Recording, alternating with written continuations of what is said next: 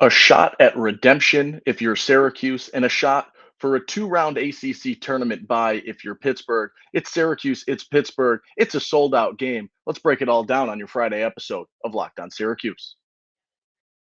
Are Locked On Syracuse, your daily podcast on the Syracuse Orange, part of the Locked On Podcast Network. Your team every day.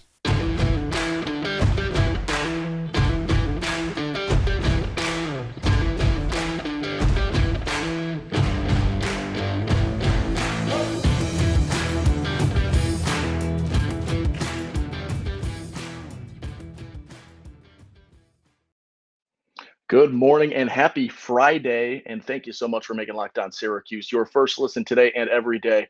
We are free and available wherever you get your podcasts, and today's podcast is brought to you by FanDuel Sportsbook. It's the official sportsbook of Locked On. Make every moment more. Visit FanDuel.com/LockedOn today to get started. We're breaking down Syracuse and Pitt, as this has been a brutal start for, well, not a brutal start, but a brutal, I guess, last 10 games for Syracuse. They've dropped 6 of their last 10. They've lost back to back. They've got some losing skids intertwined. Things are not where you thought they might be if you're talking about Syracuse basketball right now. And on the contrary, Pitt with a chance to win the ACC. Did anyone think that would happen when these teams squared off a few months ago to start off the new year if you're Syracuse, or not the new year for Syracuse, but to find this game for Syracuse when they squared off earlier in the year? This is an interesting one. It is not exactly what you thought this matchup would be. It was December 20th. There it is. It was before the new year when these two teams squared off, and you weren't really sure of the identity of either team. Syracuse had been struggling to that point, but building a little bit of momentum. Pittsburgh, same sort of boat. And since that game, right, where Pitt comes out victorious and ends that one 84-82, Pitt's trajectory versus Syracuse's trajectory have been very different, right? Pitt is now a 20-8 squad. They are 61st in the KenPom rankings. They're 55th in the net at this point in time. That does make this a quad one game for Syracuse. If you're counting that, not that it matters all too much. You just need wins if you're Syracuse at this point in time. But when you look at this team, they have been so good since playing Syracuse. You just look at the subsequent games, right? They beat Syracuse December 20th. A few days later, they beat UNC. A few days later, they beat Virginia. They've got wins against Miami in there as well. They beat UNC a second time. And they've done the job against the bottom feeders of the ACC at this point in time. Their conference losses right now, they lost to VT. They have a bad loss to Florida State at home, which is a quad 4 loss, I believe. And then they've got Duke and Clemson as losses as well. So 4 losses in the conference at this point in time. Pitt's been playing good basketball. They're winning games, and Syracuse has not. And sort of to look back on the first meeting between these two squads, right? If you remember that game, Pitt demolished Syracuse for probably 33 minutes of basketball. They were up 18, almost 20 points against Syracuse. And in the last 7 minutes, Syracuse kicked things into gear. They started playing better. They got after it. They got in transition. And this ended up being a 2-point game where Syracuse had multiple opportunities to end up on top. And that was the early on in the Judah Mintz closing games conversation where, that wasn't his best. And there was a turnover. And then they gave the ball to Judah as time expired to take a 3, which is not exactly what you want in terms of strategy out of a timeout. However, this is a new team. This is a different team, and this is a very different Judah Mintz, which we could talk about in a little bit. But that game, Syracuse demolished Pitt in the last 7 minutes, right? Erased a damn near 20-point deficit. But the 33 minutes to start, that's where your issues were. That's where Syracuse was struggling, and Pitt was able to have their way in that game for a large portion of this basketball game. The difference, right, between the first 30 and the last 10, I guess we'll break it out into even quarters. The first 30 and the last 10, Syracuse started rebounding. They started getting offensive boards, some second chance points. They were forcing turnovers. They got out in transition. They had 16 turnovers off of Pitt in that first matchup. They were getting into the lanes. They were playing solid defense. And that is something that you haven't seen out of Syracuse in the last 2 games. And someone made the point of it And it's a fair point, right? When we talk about Jim Boeheim and we talk about how we'll never switch to man, and even when we wanted to play man, even when man seems like the favorable matchup, they brought the point out that you don't always have to switch to man necessarily, but the bigger issue is that they're playing the zone poorly. And I don't know if I 1000% agree with it, but that is a it works. There's too many instances, though, this season where they have not played the zone well. And that is something that they have been at fault for many, many times. Now, if we look at this matchup, right, we'll transfer from the December 20th matchup to the matchup that is happening this weekend. Different stakes, right? Syracuse, on the one's hand, is trying to play their way into any basketball tournament, whether it's the NIT, whether it is the NCAA, probably not happening. But they're trying to play for more basketball at this point in time. On the contrary, Pitt's trying to play for less basketball, if that makes sense. If Pitt wins this game, I believe they secure a first and second round bye in the ACC tournament. That would be huge for them. Give them a little bit of rest, let some guys recover a little bit more. Right? It's a long season. You get banged up. An extra game off, right? Fewer games to get to an ACC championship game is beneficial. It helps. It's good for a team like this. Syracuse wants to try and extend, play more games, right? Get there, get to that point where they can have a little bit more on the horizon outside of the ACC tournament, which they've struggled with for so many years. Pitt's trying to get that bye. Pitt, if they win out, wins the ACC, I'm pretty sure. That is something that I don't think anyone expected from this team, especially when Syracuse and Pitt matched up the first time. That is the way that these two seasons sort of split, right? Two very similar resumes when they met up, right? At that point in time, Pitt was 9-3 or 8-4 when they played Syracuse. And when Syracuse played Pitt, they were also 8-4. They had identical resumes. The difference is Syracuse is 8-8 since that game, and Pitt is 12-4. That is the difference. That's the difference between being a fringe tournament team and Pitt, who needs a little bit of help. I think they'll be in if I'm confident in this team, right? You look at the the games left. They play Syracuse, they play Notre Dame. They close out on the road with a tough Miami. This is a team that should be in the tournament. They're a very good basketball team. They win games. Syracuse, not so much. It's an interesting matchup, right? Given the stakes in this game, because it is senior day for Pitt, and the Peterson Event Center is sold out for this basketball game. There's going to be a fun crowd. There's going to be high energy. This is the last home game for Pitt this season. There's going to be sparks. They're going to be excited. And there's a lot of conversation, and Capel had been talking about it this week in press conferences, right? This is a group that is as old as any team that you can see in college basketball. There was a graphic that made its way over social media this week about comparing Pitt's starting five and Pitt's veteran players to the Oklahoma City Thunder.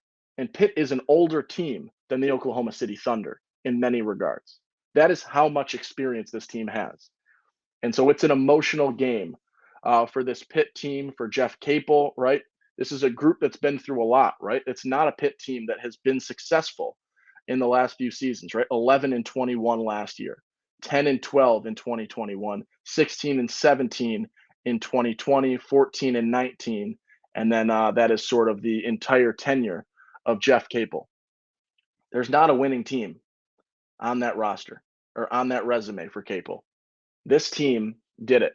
They had a great year, and they've got veteran guys that get to celebrate it. And whether they were here their entire careers or here this year, right, there is a lot to celebrate and a lot to play for. And I think that is going to be reflected in a high energy crowd and an emotional day for Pitt because of, right, as Capel said, I believe, going from losing to winning. They actually flipped the switch. They battled it out. And this group, whether they came from another school, whether they played here for 1 year, 3 years, 5 years, whatever it is, they flipped the script and they turned this into a winning team this season, which is always a really cool narrative.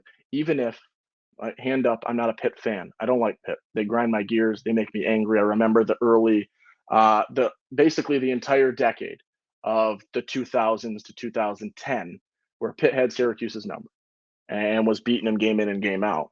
But those energy, that fire, the zoo was fun to watch, even if you hate them. And it is cool, regardless of hatred and fury and anger with the squad, especially in football too, right? Syracuse and Pitt. Syracuse has been on the wrong side of this for a little bit in terms of, well, basketball, they've been winning because Pitt's been down. But overall, it's nice to see someone flip the switch and flip the script because that is what Syracuse is trying to do in regards to football, in regards to basketball. So seeing it happen is always something that you can sort of say, all right, it can be done. You can pull it off even after some worrisome and struggling years. Let's take a quick break, then we'll talk some questions about this game. There are a lot of them.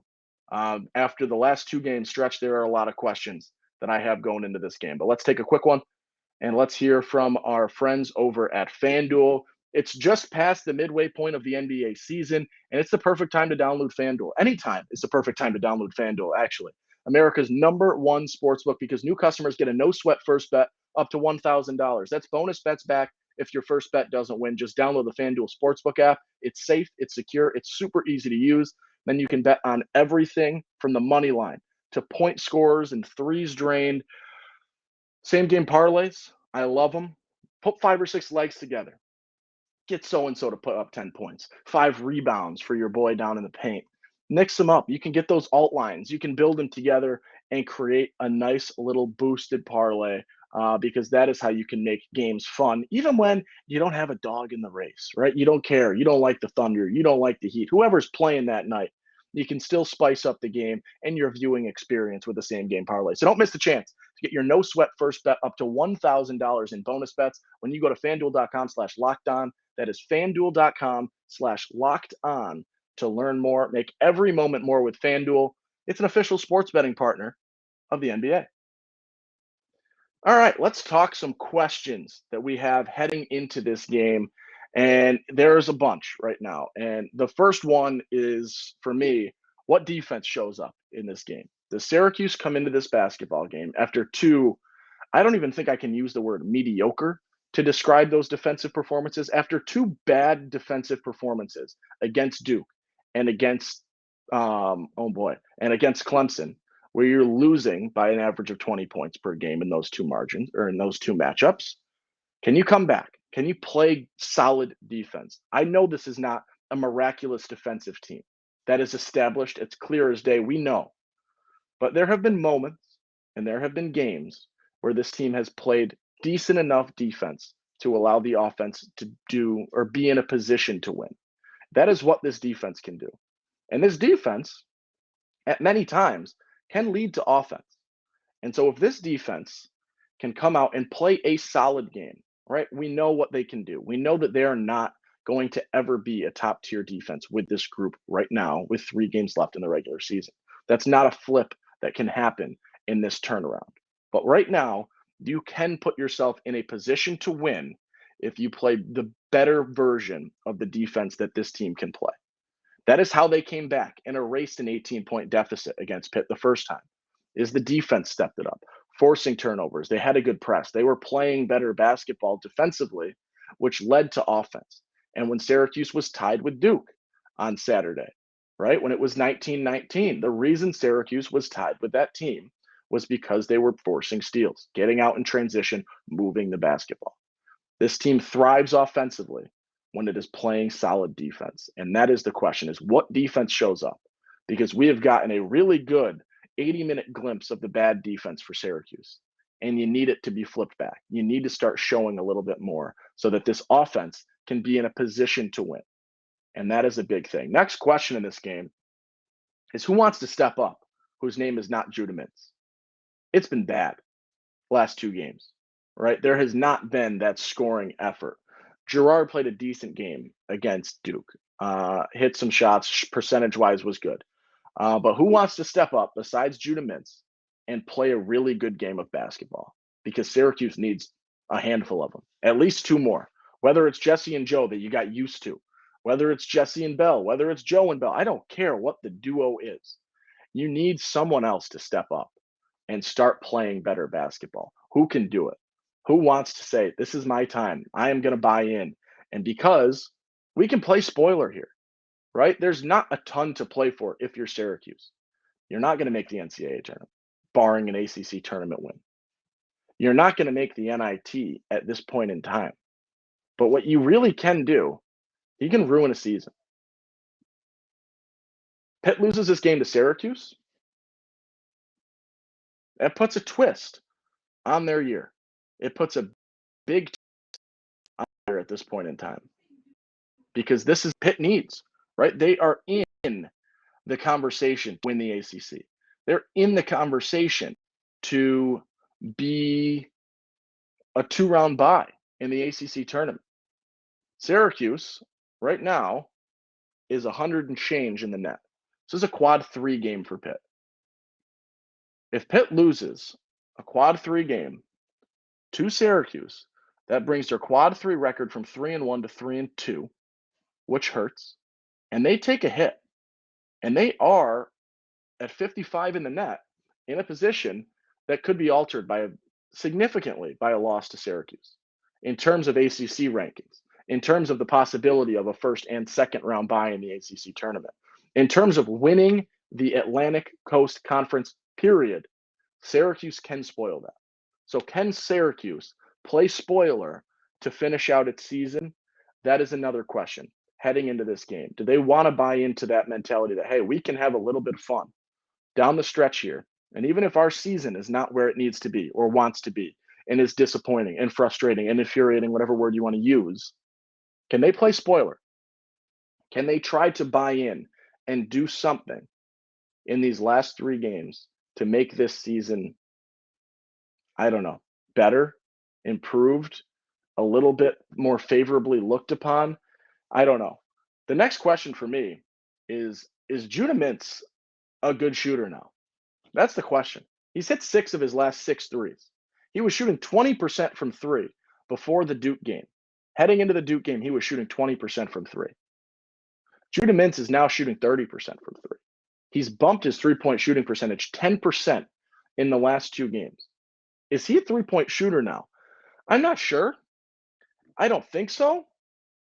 But the numbers are showing it in the last 2 games.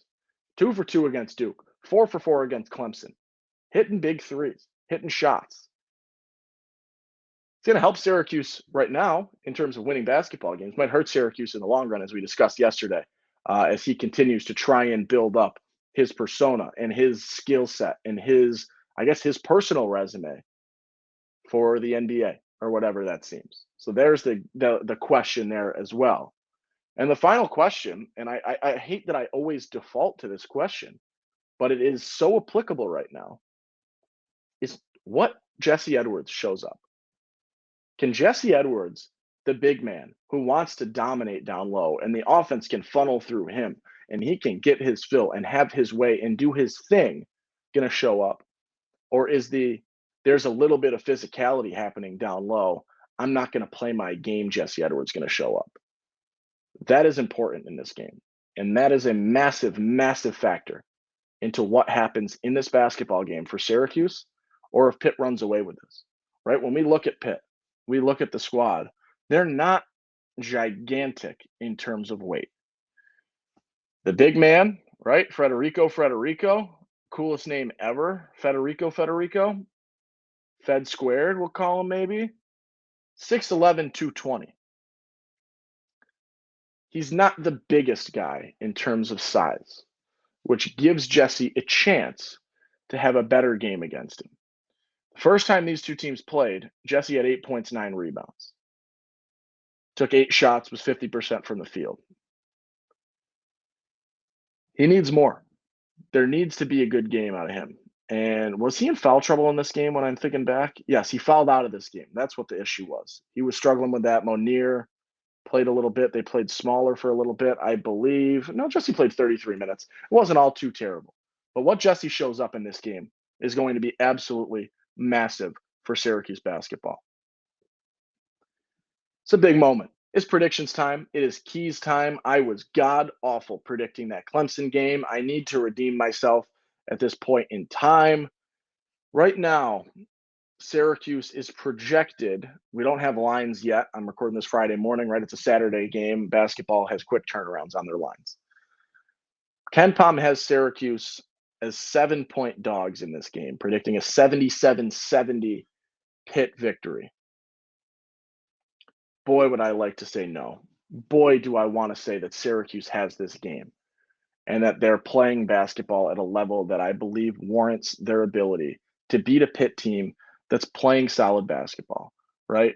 A team with a guy in Hinson that's been averaging 16 a game, and they're playing good, and Burton's doing the same thing, right? Hinson and Burton both at 15.6 points per game.